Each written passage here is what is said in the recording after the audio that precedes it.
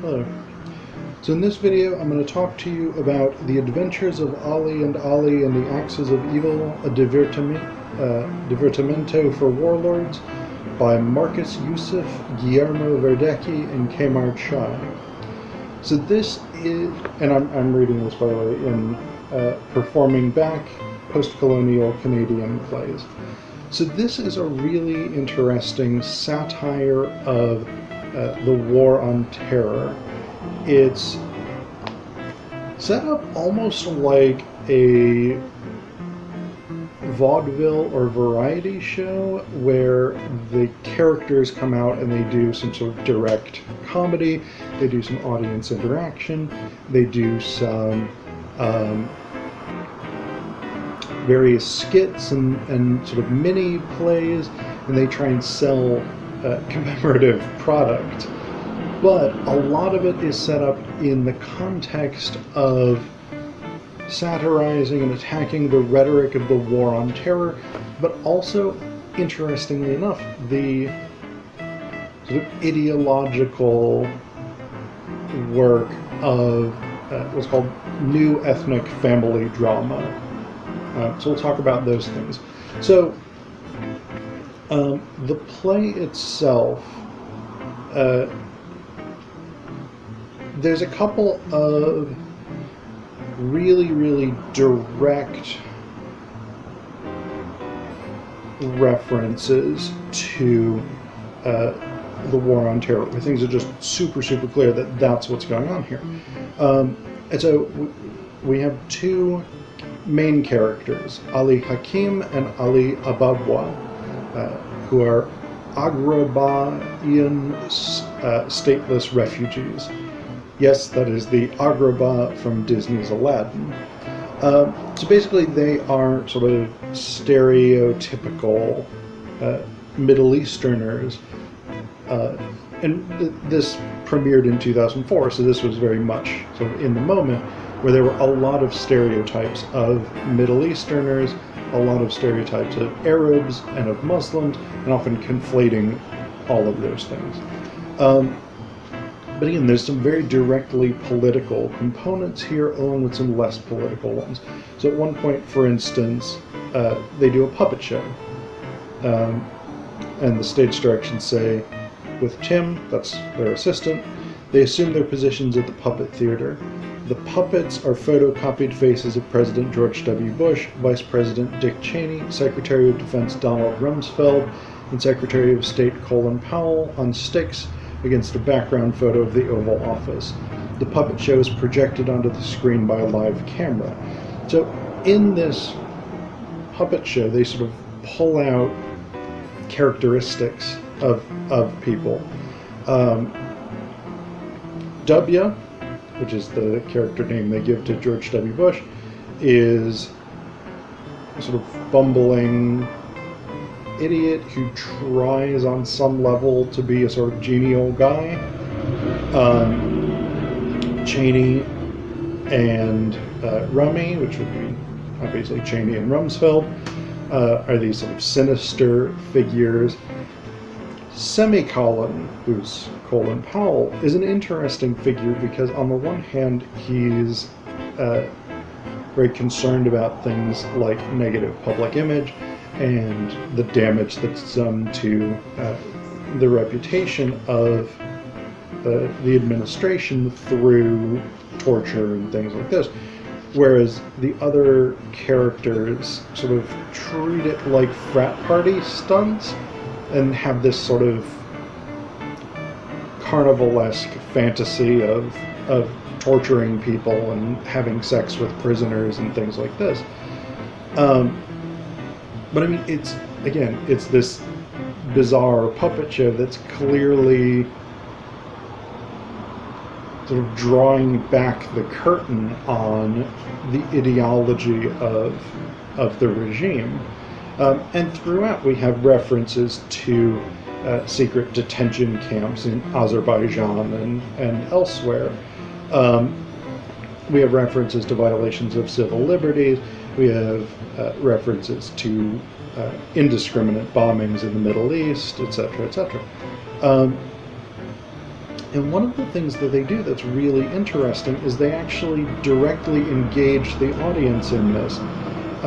Because there's a character named Mohandes, who I'll talk about more in just a little bit, but he's their security expert, and at one point he tells them with his dying breath that he's identified terrorists in the audience, and so they, Ali and Tim, sort of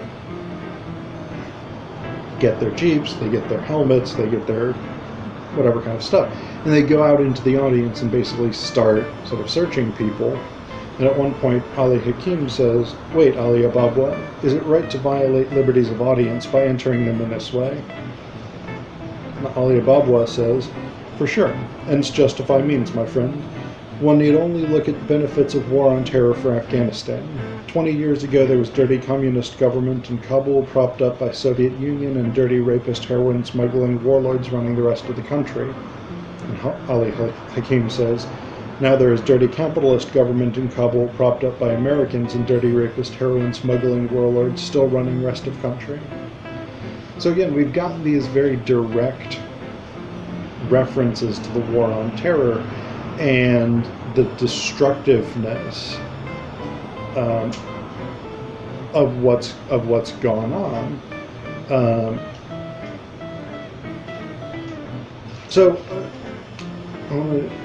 But the other thing with their satire of the war on terror is they make it very clear that the war on terror is also an economic proposition or a financial proposition.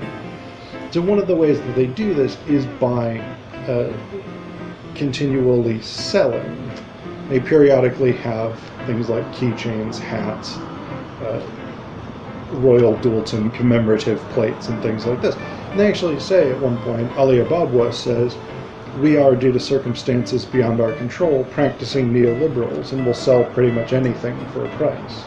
So again, we've got that satire of the sort of economics of the war on terror, with the invasion of Iraq being widely criticized as being about gaining access to Iraq's oil reserves.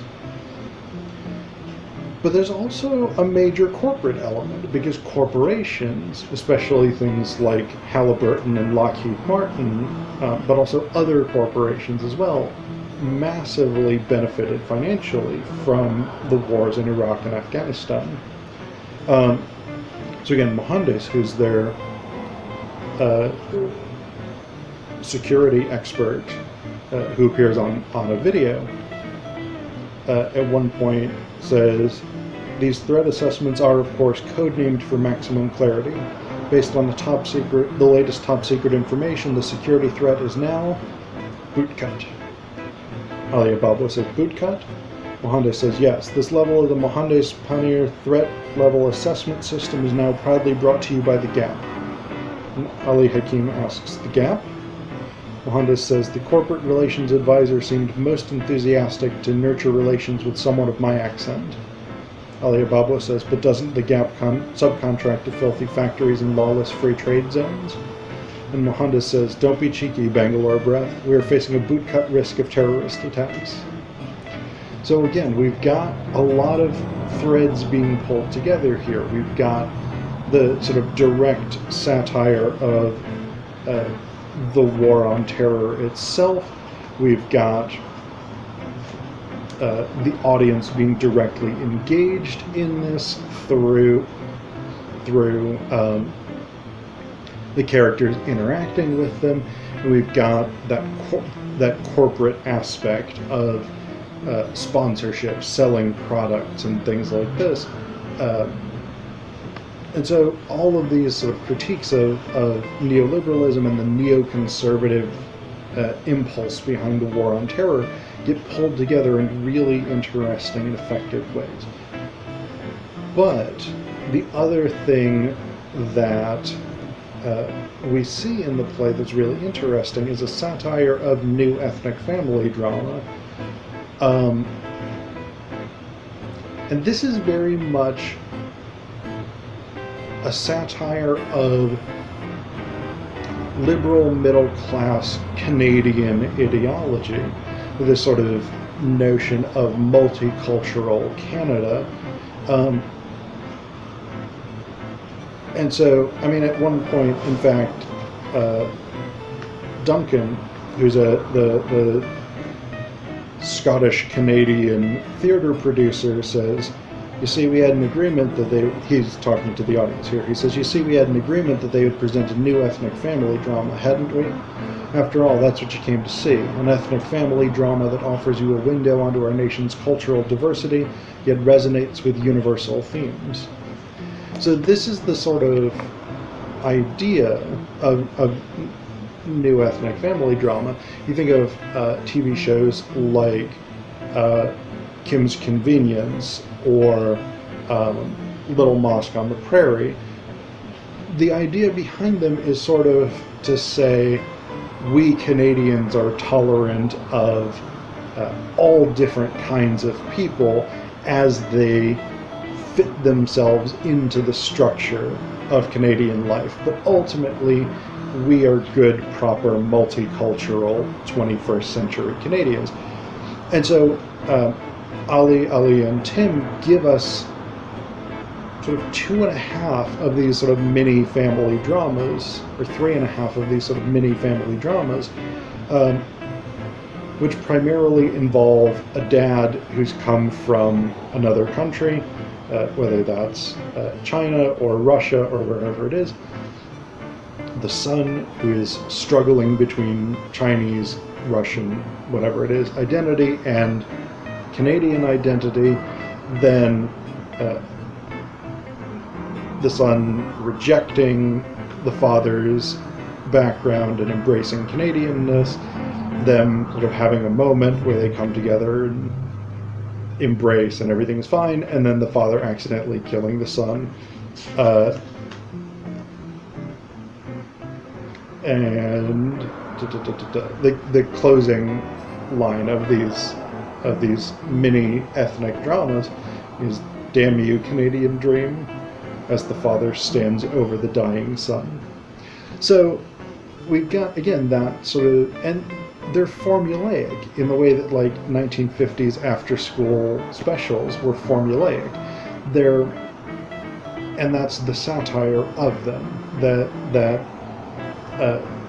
the play makes, is it becomes an ideological tool for Canadians to congratulate themselves on being multicultural, tolerant, accepting, what have you, and it eliminates the requirement to actually consider the legitimacy of other cultures' values.